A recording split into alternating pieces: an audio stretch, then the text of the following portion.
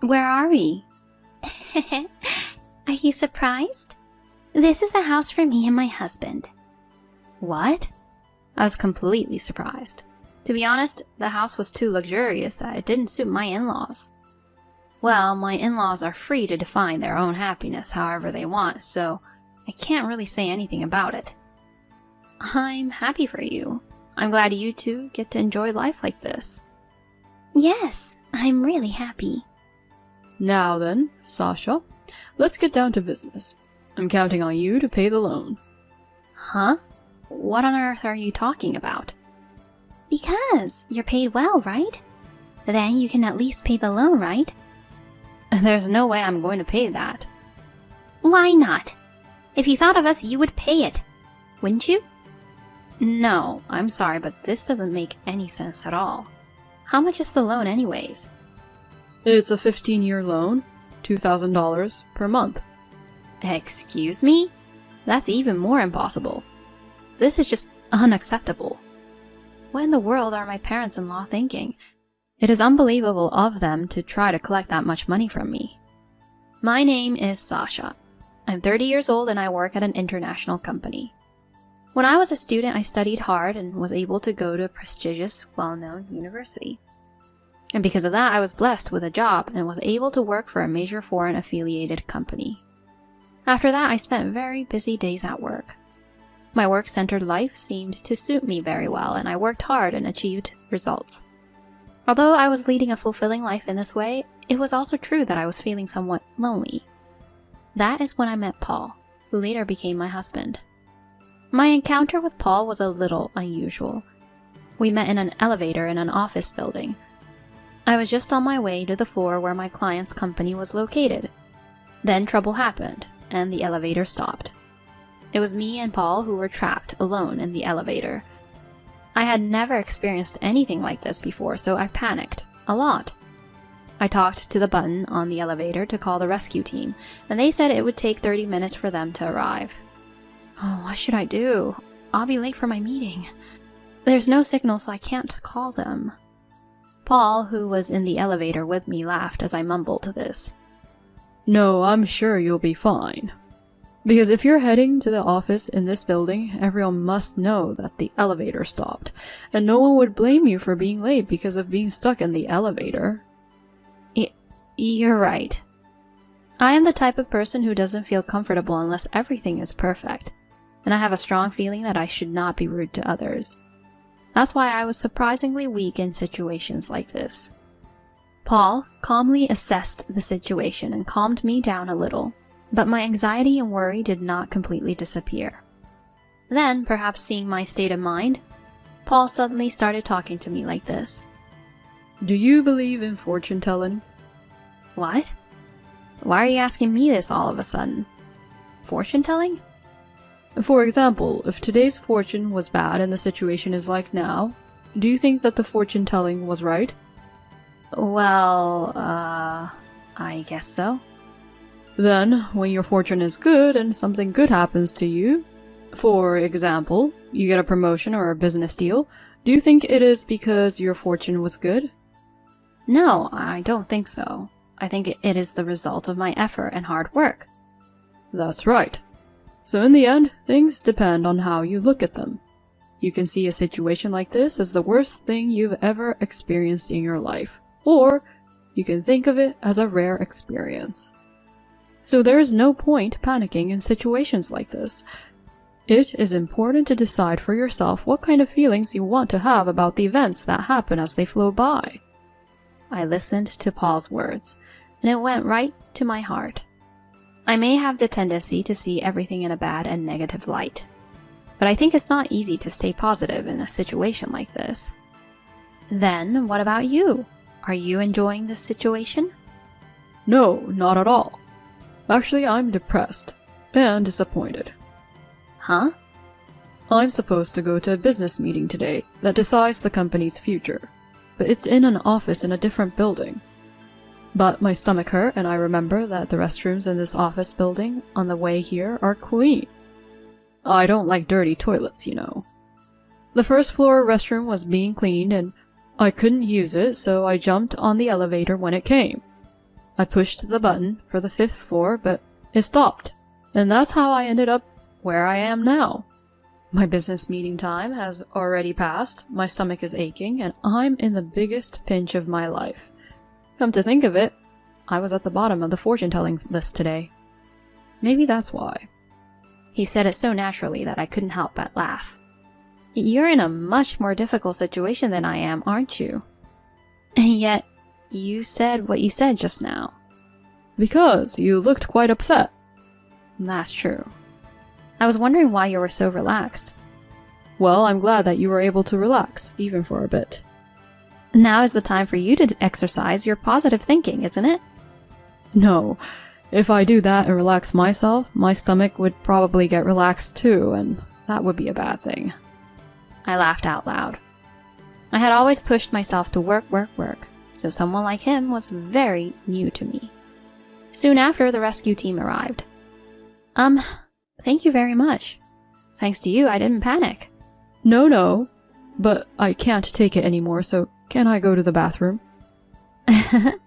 Please do so. I'm sorry for holding you back. Paul then ran to the restroom. This was how I first met him. The second time came much sooner than I thought. It was when I was walking around town after work. I spotted a man selling paintings on the street. I was looking at the paintings lined up, thinking that they were unique but somehow fascinating. If there are some other sceneries or anything you would like to see, I'll paint them for you. A man sitting cross-legged in front of me said so, and I looked at him. Oh, you're... Huh? Did we meet somewhere already before? See, about 2 weeks ago, we were trapped together in an elevator. Oh, you're from that time. What are you doing here? No, that's my line. I was surprised to see you selling your paintings on the street. Do you do this kind of activity as a hobby? Oh no, I got fired from my last company. What? In my case, I went into a building that I shouldn't have gone to use the restroom, so there was no excuse for what I did. So now you sell paintings? Yes, I do. I thought it's best to do what I've always wanted to do. I thought it was a good opportunity to do that. And are you making any money? Not at all. But that's how it is at first. But I don't want to be recognized as an artist after I die, though. I was once again attracted by his unconcerned attitude. At the time, I had just made a mistake at work and was feeling down. Then, please give me this $30 painting. What? Really? Thank you very much. It was so cute to see Paul so happy like that. After that, I started seeing him and asked him out to dinner. Then I confessed my feelings for him and we started to go out. He had already cancelled his lease and was moving from one friend's house to another, so I invited him to my house to live with me. He was a very good cook and did perfect housework, allowing me to concentrate on my work to the best of my ability. Apparently, the fact that he was able to move from one friend's house to another was rather useful because he was doing housework at a housekeeper's level. He was really easy to live with because he usually had a laid-back personality that really helped me relax as well.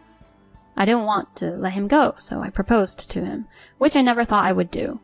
He was surprised, but when I told him how I felt, he accepted my proposal. We got married and had a happy family. There was one problem, and that was my husband's parents, Lily and Jason.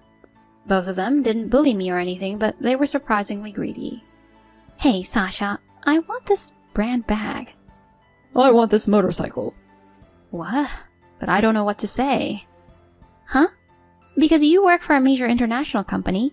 Of course, you'd gift your parents these kind of things, right? No. Why should I even gift you these things? We're the parents. It's a child's duty to gift these things to the parents to show how grateful you are to us. No, I'm just your son's wife. You also become our child when you get married to our son. Don't be stingy. Just buy them. But we gave you gifts for Mother's Day and Father's Day last time, didn't we? I don't care when or how many gifts you give. You can give gifts anytime you want, right? No, my savings are decreasing too, so... It will be fine. Sasha, you earn enough money anyway. There were many times when Lily and Jason persistently made requests like this, and I ended up buying them their gifts. I was indeed troubled, but I also wanted to get along with them because they were my husband's parents. So I couldn't really talk to my husband about it. Then one day my parents-in-law did something outrageous. Sasha, I want to show you something today. Huh? What is it? That's something you'll have to wait and see. With that, my in-laws took me somewhere in their car. My husband had just gone out with his friends. I was anxious to see where they were taking me. Then we stopped in front of a house in an upscale residential area. Where is this? Are you surprised? This is our new house where Jason and I will live from now on. What? I was surprised. To be honest, it is a very luxurious house that doesn't really suit my parents-in-law. I didn't think Jason and Lily would be able to afford the rent with the money they earn. Wow, you two made a bold purchase, didn't you? Yes, it was. But I'd be so happy to spend my retirement in such a nice house like this. I can brag about it to all my friends. Well, my in-laws are free to define their own happiness however they want, so I can't really say anything about it. They have always come to visit us at our apartment, so if they buy a new house for themselves, they may have less chance to come here. That might be a good thing. Then I'd have more time with my own husband. I'm happy for you two. I'm glad you two are going to enjoy your life here. Yeah, we're really happy. Well then, Sasha, let's get down to business. I'll be counting on you to pay the mortgage. Excuse me? What on earth are you talking about? Because you're paid well, right? Then you can at least pay us the mortgage, right? No. What are you talking about? There is no way I would pay such a thing. Why not? If you thought of us, you would pay it, don't you? No, this doesn't make any sense at all. How much is the loan anyway? It's a 15-year loan. $2,000 per month. What? That's even more impossible. This is just unacceptable. Wait a minute. We'll be in trouble if you don't pay up. There's no way we can afford it. I'm sorry, but that's impossible. Please, give up. Saying that, I ran and left, got a taxi and went home. What in the world were my in-laws thinking about? They were being outrageous, asking me to pay their mortgage like that. I managed to escape at that time, but my in-laws were very persistent. They kept calling me, sending me messages after messages, and even barging into my office. Hey, Sasha, just pay the mortgage as soon as possible. All you have to do is wire me the $2,000. Even though I refused every single time, my parents-in-law never gave up. They even came to my parents' house and asked me to convince their daughter. They were so insistent that I almost became neurotic. Then my husband seemed to notice that I was having a hard time. What's wrong? Oh, If something's bothering you, you should talk about it to me. Okay. I must have had enough. I told my husband everything. I was crying as I talked. I see. I had no idea my mom and dad did that. I'm sorry. I know they're your parents and I wanted to get close with them, but... No, I'm the one who's sorry. I didn't realize that at all. I can't believe I put you through that much trouble. Okay, I'll take care of it then. Huh? Then my husband started making a phone call to somewhere, and he was moving around in a hurry. I was really surprised to find out about the plan my husband had made. I didn't know he was that kind of person. And in no time at all, things were going according to my husband's plan. Incidentally, my in-laws were visiting the company where I worked once again to make me pay their mortgage. Please, let us talk to Sasha. Is this for a business meeting or something? We're her in-laws. We need to talk to her about something very personal. Please, contact her immediately. I'm sorry, but we don't have anyone by the name of Sasha in our company. What? Did she quit the company by any chance? I can't tell you those details because it's personal information. Let's call Sasha right now. Oh no, she's not answering. What the? What about Paul? I can't get connected to him. Oh no. The receptionist at the office told me later that she had talked to my in-laws like that. Jason and Lily were also surprised that other people were living in the house where my husband and I were living, and they came over to my parents' house to ask what was going on. My parents sent them away, saying that they would not tell them where I was, and that they would call the police if they stayed there any longer. Then there were many messages from my in-laws to me, but we continued to ignore them all. Then, a year passed. Should I contact them now? With that, my husband replied to my in-laws. Are you two okay? Then the message was immediately read, and we got a phone call from them. Paul, where are you right now? We're in a serious situation here. You guys bought the house all on your own, didn't you? I mean, I won't forgive you for trying to make Sasha pay for your mortgage. I'm sorry about that, but I'll make it last this time, so please, help us out. What's the situation now? Oh, after all that, we ended up giving up the house, but the value of the house dropped as soon as we bought it, and we're in about $200,000 debt. We've been borrowing from other consumer lenders to pay the debt. I'm at the point where I can't borrow any more money, though. So please, get Sasha here as soon as possible. I mean, you guys don't even have to see us, just please transfer the money. That's enough. I'm not going to let Sasha get involved with you two anymore. I'm not going to get involved either. I only called you today to tell you that I'm cutting ties with you two. Oh no! Wait a minute. If you abandon us, then you two should repent for what you both have done. But it's already too late.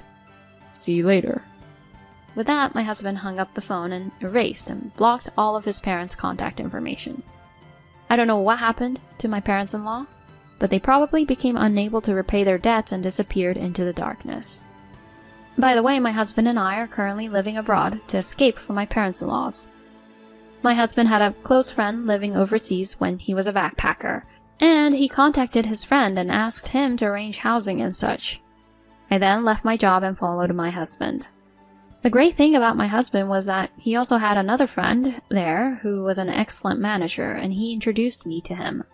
He interviewed me remotely, and I was hired right away to the company where he works at. That allowed us to live abroad for a salary not that much different from what I made previously, and now we get to live in a pretty nice house. Furthermore, my husband was selling his paintings on the streets there as well, and he was able to get them placed in a local museum, which allowed him to bring in quite a bit of income from his paintings.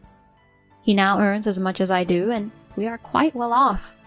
And now I have given birth to a child, and our family of 3 is living happily.